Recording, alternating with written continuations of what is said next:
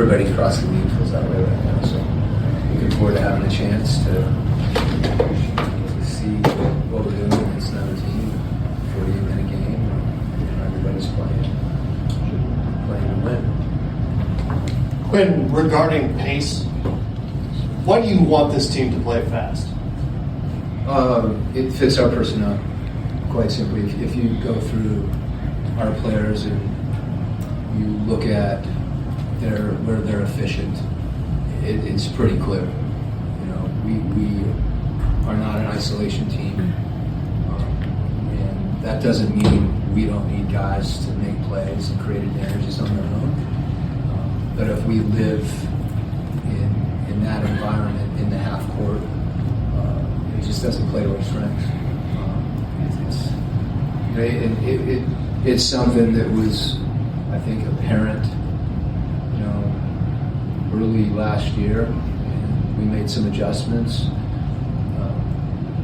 as far as what we were trying to do offensively in terms of spacing, and a lot of things that I thought would facilitate that and give us a chance. And then it's a question of buying in, drilling, forming habits the same way you would in a defensive end with respect to spacing and running.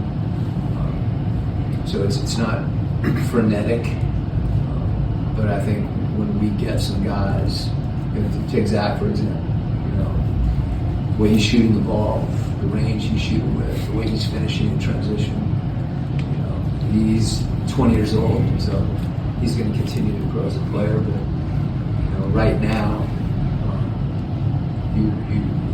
as a coach, you want to put your players in the best position for them to be successful. We've got multiple ball handlers. We're as effective when JJ's throwing it ahead to Trey as when Trey's throwing it ahead to JJ. So it's not like we're jumping onto a trend. It's something that I think's been clear, at least for myself, and I think our players see that as well. And then it's a question of execution. No different than executing a play in the half court. You're basically playing against the zone oftentimes in transition. So spacing becomes even more important. You have, if you look at running, cutting, you're putting pressure on the rim, whether it's with the ball or with people running. And then there's going to be, the game's going to slow down. We have to be efficient in those situations. It's no secret that Trey's going to run a lot of pick and roll. He's really good at it. But that said, Trey can run pick and roll, in the full court, and we want that. And when that happens, we don't have a defense that's loaded and shifted. It's just much more difficult to guard. Looks a little different. It's a little more subtle. Screening actions in the full court, they can't top block you. Because if the defense gets extended, you got space to drive. So the key thing for us is to try to break the paint and put pressure on the rim and get advantages. That would be the main thing I would say. And then the question becomes, how do you best generate those advantages with the personnel that we have? Coach, yesterday you talked about, when you were talking about Dyson, you mentioned leadership. You mentioned in media day that you guys are the third youngest team. I guess, what does leadership look like for this team to start this season? I think that's evolving. I think Dyson's someone that has those capabilities. There's a number of guys. Trey's obviously been in that role. Kristaps is someone that's been on teams that have won at a high level. Keel's been in those situations as well, just to name a few guys. The difference for Dyson, I think, is his age and his youth. But when you look out and you see the way that he's defending, to me that speaks to a leadership role in those situations.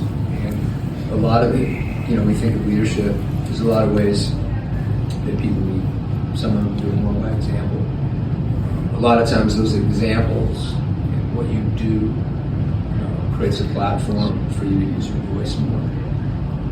that's not that's easier said than done. You know, particularly because it goes a little bit to just the personality type. If someone's quiet, they're not talking at the dinner table.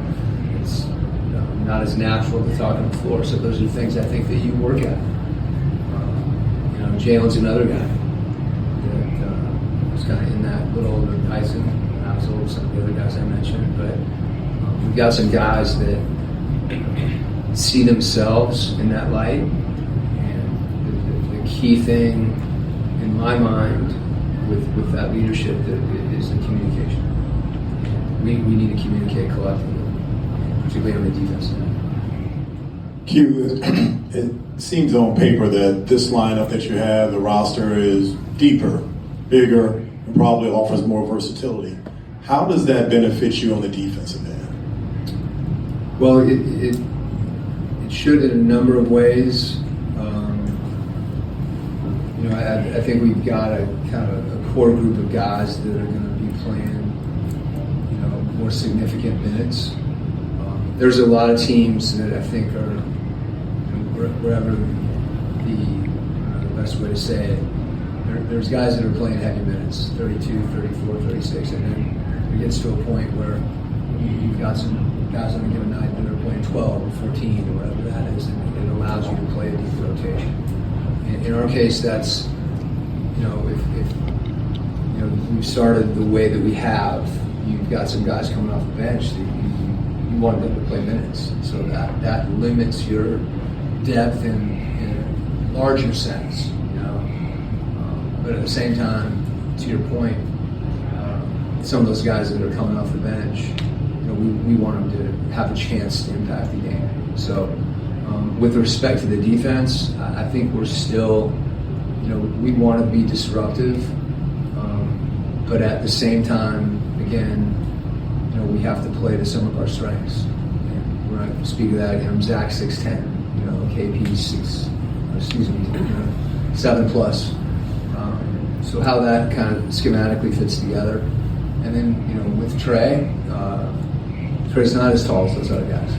So there's a lot of things for us defensively that are a little bit unique, which create some kind of tactical adjustments. And those things usually surface as the season progresses.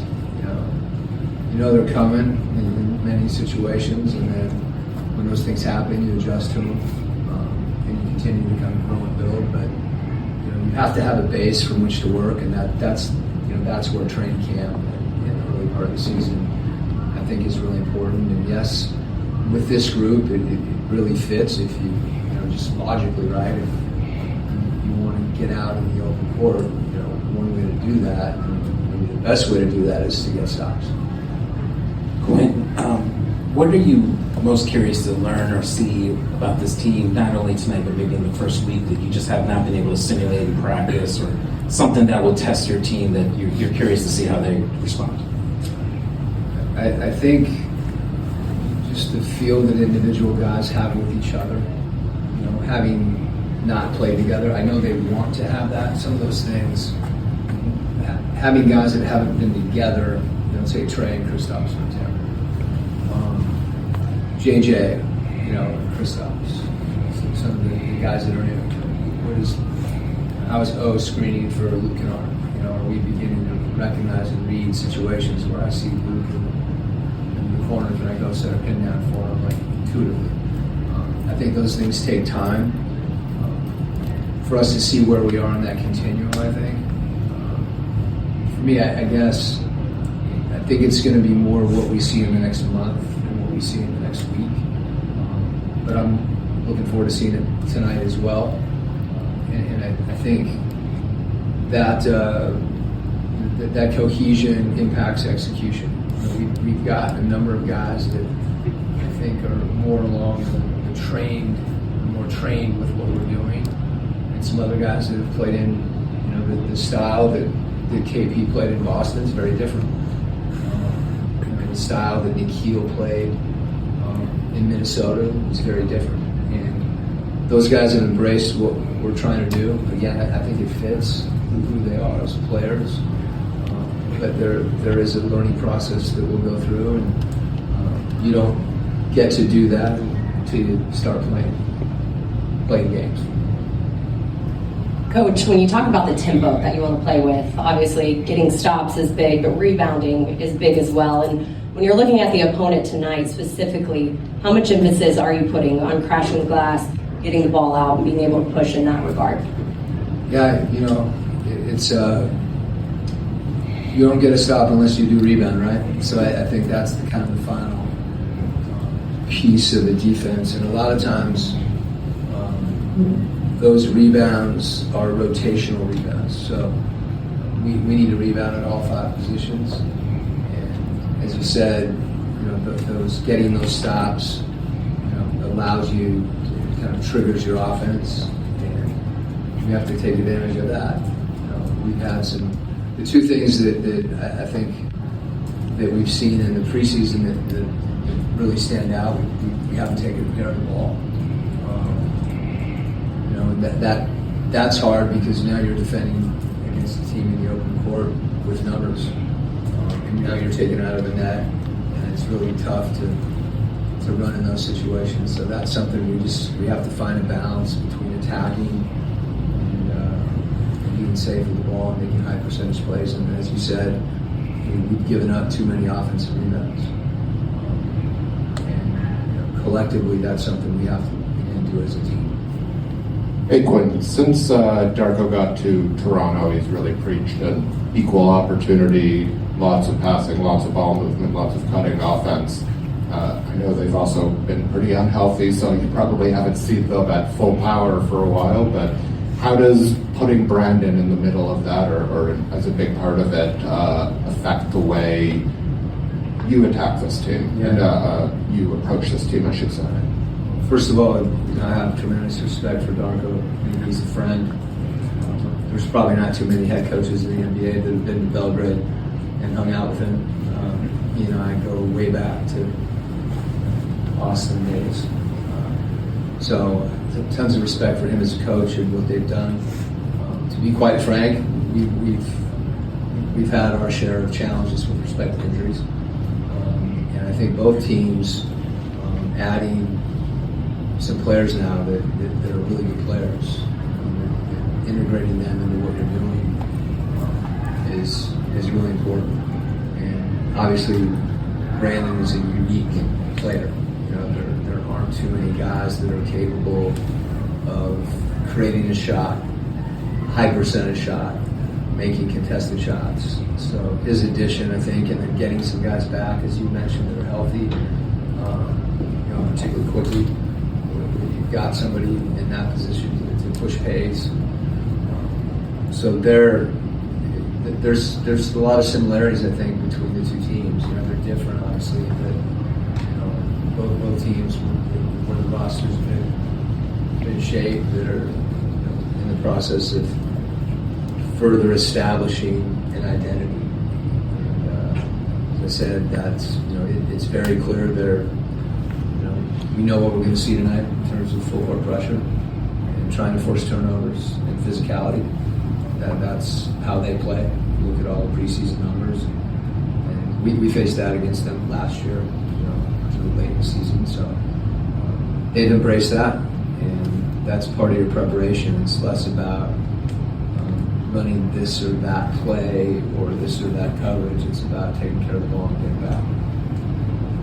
Thanks, Coach. Okay.